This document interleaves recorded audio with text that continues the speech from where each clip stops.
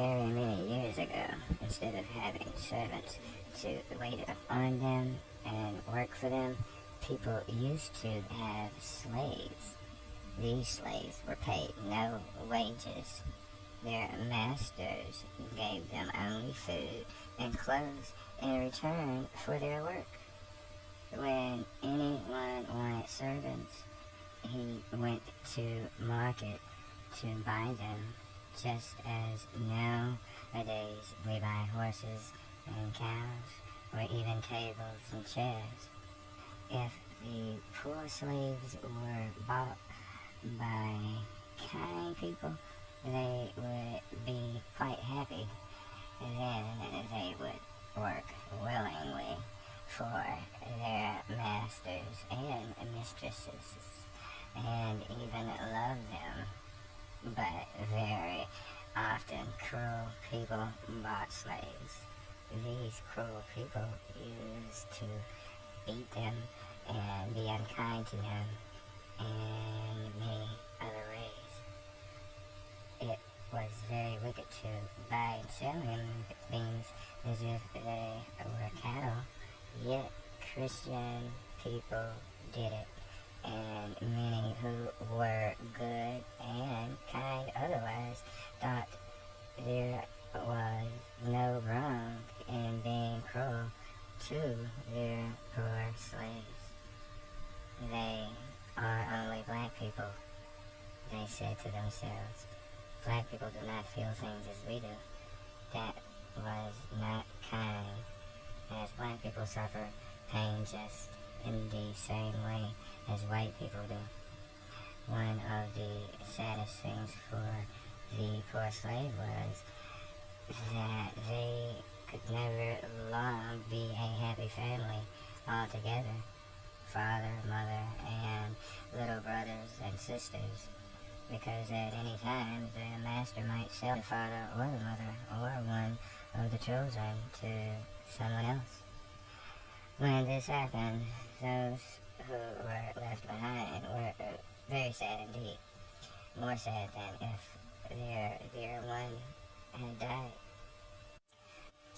Uncle Tom was a slave. He was a very faithful and honest servant, and his master, Mr. Shelby, was kind to him. Uncle Tom's wife was called Aunt Chloe. She was Mr. Shelby's head cook, and a very good one too. She was. Nobody in all the country around could make such delicious pies and cakes as Aunt Chloe. Uncle Tom and Aunt Chloe lived together in a pretty little cottage built of wood, quite close to Mr. Shelby's big house. The little cottage was covered with climbing roses, and the garden was full of beautiful, bright flowers and lovely fruit trees. Uncle Tom and Aunt Chloe lived happily for many years in their little cottage, or cabin as it was called. All day, Uncle Tom used to work in the fields while Aunt Chloe was busy in the kitchen at Mr. Shelby's house. When evening came, they both went home to their cottage and their children and were married together. Mr. Shelby was a good man and kind to his slaves, but he was not very careful of his money. When he had spent all he had, he did not know what to do to get more. At last, he borrowed money from a man called Haley, hoping to be able to pay it back again someday. But that day never came. Haley grew impatient and said, "If you don't pay what you owe me, I will take your house and lands and sell them to pay myself back all the money I have lent to you." So Mr. Shelby sold everything he could spare and gathered together in every way he could think of, but still there was not enough. Then Haley said, "Give me that slave of yours called Tom. He is worth a lot of money." But Mr. Shelby knew that Haley was not a nice man. He knew he did not want Tom for a servant, but only wanted to sell him again to make more money. So Mr. Shelby said, "No, I can't do that. I never mean to sell any of my slaves, least of all Tom. He has been with me since he was a little boy." "Oh, very well," said Haley. "I shall sell your house and lands as I said I should."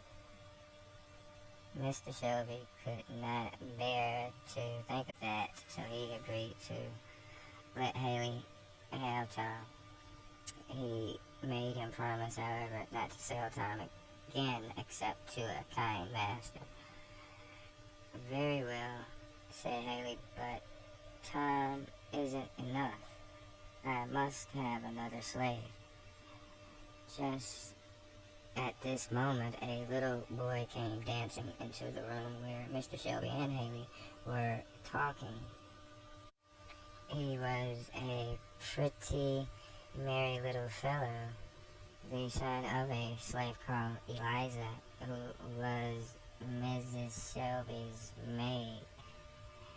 "There now," said Haley, "give me that little chap, as well as Tom, and we will say no more about the money you owe me." "I can't," said Mr. Shelby. "My wife is very fond of Eliza and would never hear of having Harry sold." "Oh, very well," said Haley once more. "I must just sell your house." So again Mr. Shelby gave in, and Haley went away with the promise that next morning Uncle Tom and little Harry should be given to him to be slaves. Chapter 2. Eliza runs away with little Harry. Mr. Shelby was very unhappy because of what he had done. He knew his wife would be very unhappy too, and he did not know how to tell her. He had to do it that night, however, before she went to bed.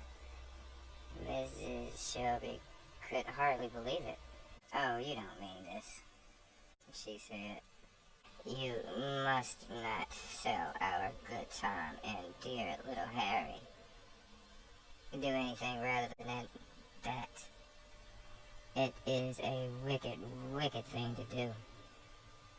There is nothing else I can do," said Mr. Shelby. "I have sold everything I can think of, and at any rate now that Haley has set his heart on having Tom and Harry,